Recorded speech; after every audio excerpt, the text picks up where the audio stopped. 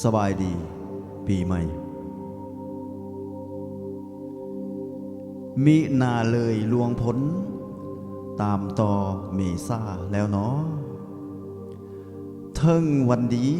เปลี่ยนปีหยับย้ายมูนไปหน้ามีห้วนกับตาวส่วนว่าปีเก่านั้นพันพ้นผ่านไปแล้วเด้อันหนึ่งแนวสัวหายเกิดก่อสับสนก็ดีข้อให้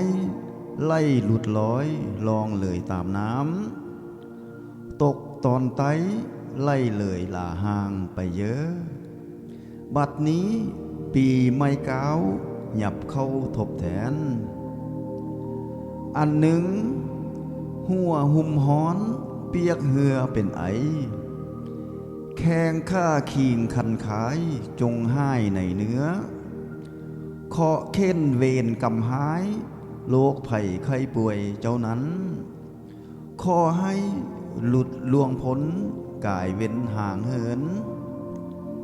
เวียกงานก็ให้ดีเด่นด้วย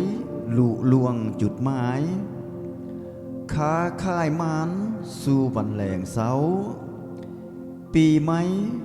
ขอให้เจ้าพบผ่านเนื้อคู่สะท้อนส่วนว่าผู้ที่มีก่อนนั้นให้หักมันอย่าหมายแท้เนอสุขขี้ปีไม่เทินจงส้มดังใจหวังโศกลาบไหลลังโหมตอมเต้านอนหลับขอให้เจ้านับเอาเงินหมื่นตื่นมามีเงินแสนแบนมือมาจงได้แก้วมณีโศกคาแผงแท้เนอโศกดีปีใหม่พี่น้องลาวขอขอบใจที่ติดตามรับฟัง